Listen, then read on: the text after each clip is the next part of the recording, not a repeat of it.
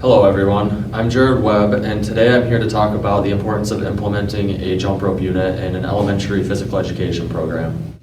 A quality physical education program will assist students in becoming physically literate for the rest of their life. It should also help them enhance their levels of fitness and health-related activities.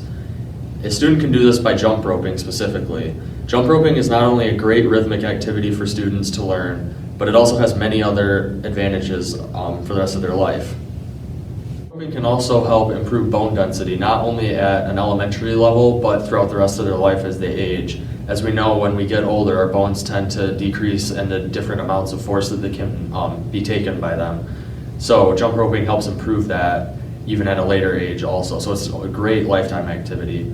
Jump roping also helps support connective tissue, which helps prevent different injuries and helps movers just be better movers in general. So not only is it a great rhythmic activity, but it also helps in these other fashions as well. A couple other benefits of jump roping mainly have to do with cognitive health. At a young age, rhythmic activities can help enhance learning and develop the brain at a more rapid pace, so it's great for preschoolers. As we age, our brain deteriorates and we are not as good of learners and as capable of doing what we were able to do at a younger age.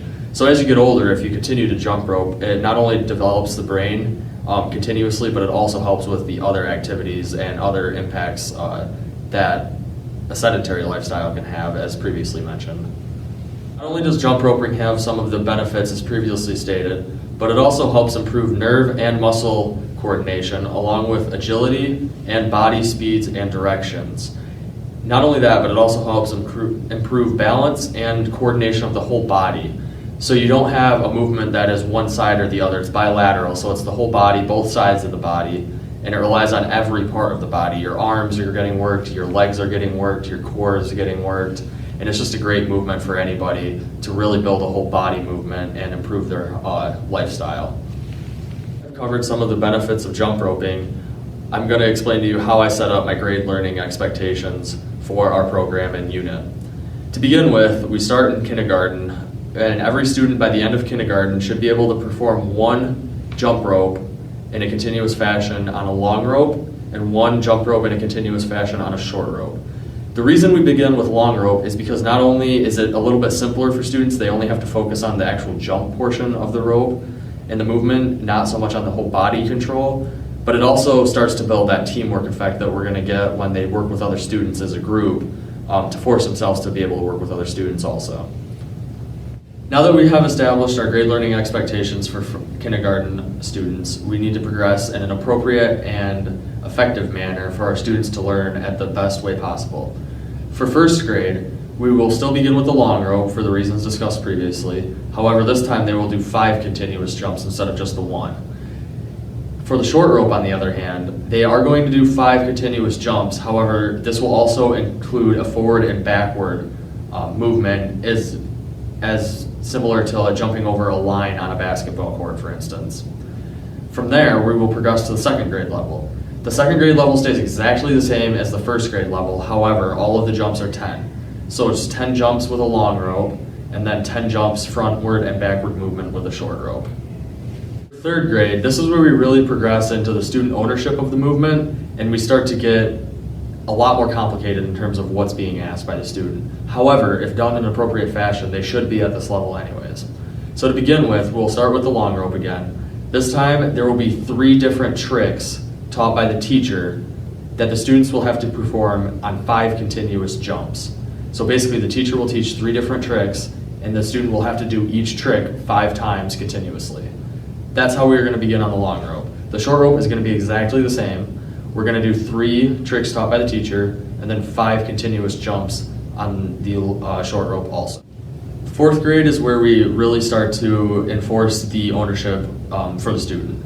For the long rope, there will still be 5 new tricks taught by the teacher, and the students will have to perform them for 10 jumps each continuously. However, when we move to the short rope, this is where that ownership piece comes in, and students will be asked to come up with their own tricks. They will come up with 3 different ones, and they will have to perform those in a continuous fashion for 3 jumps. So basically each trick 1 time in a row. And that will create the ownership piece and the effective aspect of our goals that we want to meet for physical education.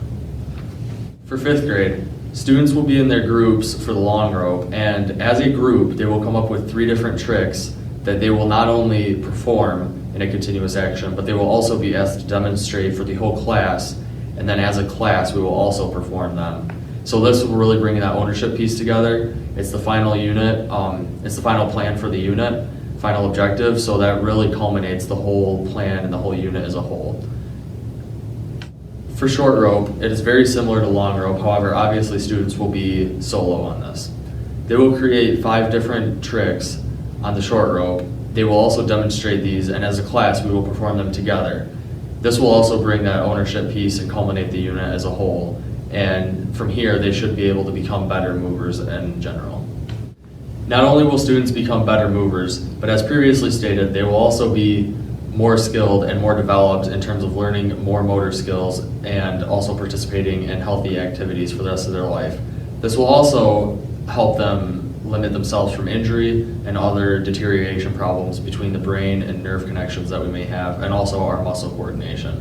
So as a whole, the unit will really benefit these students, giving them something else that they can do as a physical activity that might be a little bit more enjoyable for them in terms of compared to running. However, at the same time, it also has very huge benefits if taught the right way and learned the right way that can benefit them for the rest of their life, and both in our program and beyond as they grow and develop as humans.